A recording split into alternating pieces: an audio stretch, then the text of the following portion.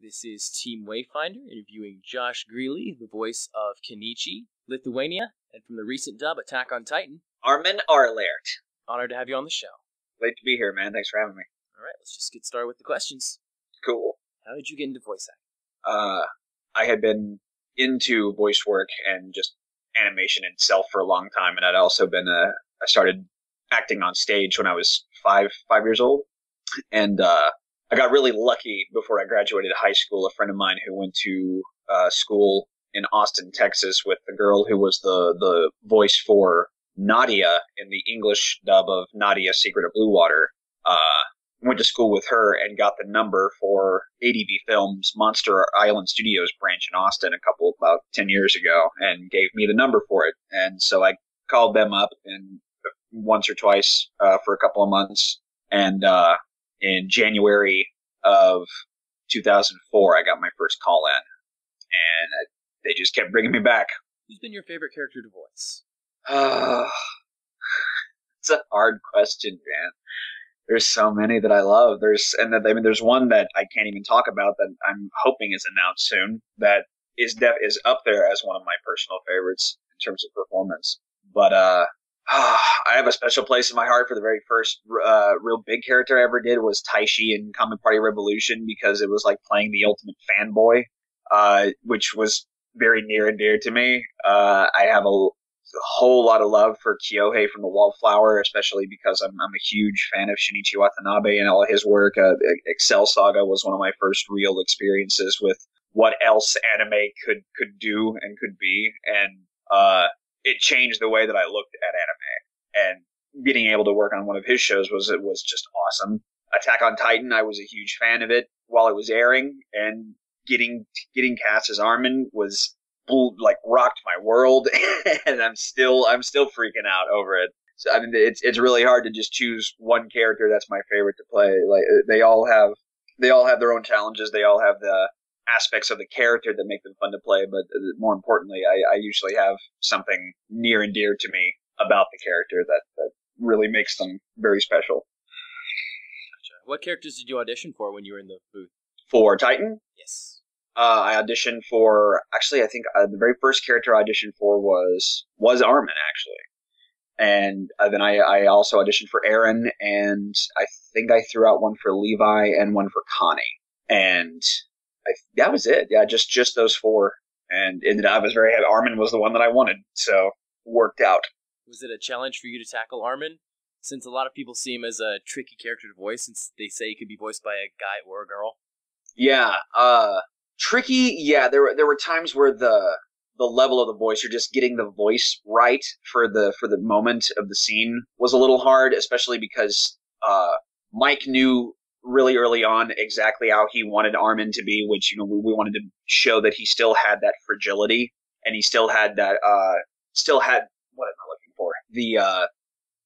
That he still had all of the self-loathing issues that will come in starting around Ep 6, but we also still wanted him to have that little inner fire, that little bit of brilliance that eventually comes out.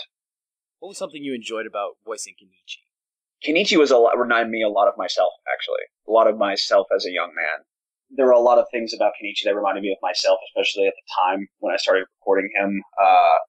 He also reminded me a lot of myself as a kid in school. The feeling of wanting to improve myself and wanting to be stronger. I didn't go for martial arts or anything, but that kind of struggle really hit home, and it was a lot of fun to go on that journey. But I think really my favorite moment was now that would be too much of a spoiler for people who might not have seen it. My absolute favorite part personally was getting to work alongside people that I had listened to since I was a kid. Like getting to work with Chris Sabat, who voiced Sakaki, and getting to work with Kent Williams, who was Akisame, and Sonny Strait, who played Apachai, was absolutely hysterical as Apachai. All these people that I had grown up listening to on like Dragon Ball and some of the earlier like the early 2000 Funimation dubs. It was a super cool moment. Do you have any specific funny stories from the booth? There's a lot. I think some of my favorites. Are you asking it for Kenichi specifically, or just any character? Any character. There were a lot of really fun ones during Specifically during Baka and Test, I can recall a lot of real fun shenanigans, mostly because Terry Doty and I, who directed the first season, are really good friends, and we get kind of crazy when we're around each other. And oddly enough, we get kind of violent, or more like she gets violent. She was like throwing. She got to the point where she was throwing markers at me with because I kept trying to get out of the booth, and we were being ridiculous. And Shakugan no Shana season 2, getting, or really anytime I get to be directed by Chris Bevins, any show that he does, we usually have a lot of fun kind of behind the scenes. And with Shauna in particular, we had a lot of fun because we ended up leaving a lot of bombs for everybody because so many of us that worked on it were really close friends. I must have left dozens of bombs for like Jeremy and for Carly Mosier. And sometimes Bevins would just be like, okay, we got that line recorded, but I think we could rewrite this line to be super funny. And so let's record it for such and such because they're going to come in and record in a little while and we want to get them with this. And so I think collectively we must have done hundreds of bombs over the show. It was ridiculous. That's great. Do you have any pointers for beginning voice actors? First and foremost, get acting training. There is no substitute for getting actual experience.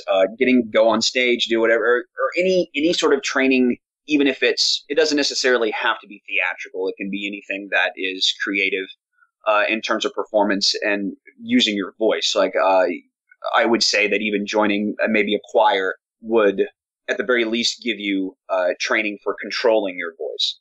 But if you want to become a voice actor, it really is all about, first and foremost, getting the experience as an actor. Voice is one thing, and it's cool to be able to do a lot of different voices. But usually, when you go in an audition, the director's going to be looking for three things. They want to see that A, you're able to perform the words and really give them life, and see that you can take direction and perform the character in the way that they want it to be done.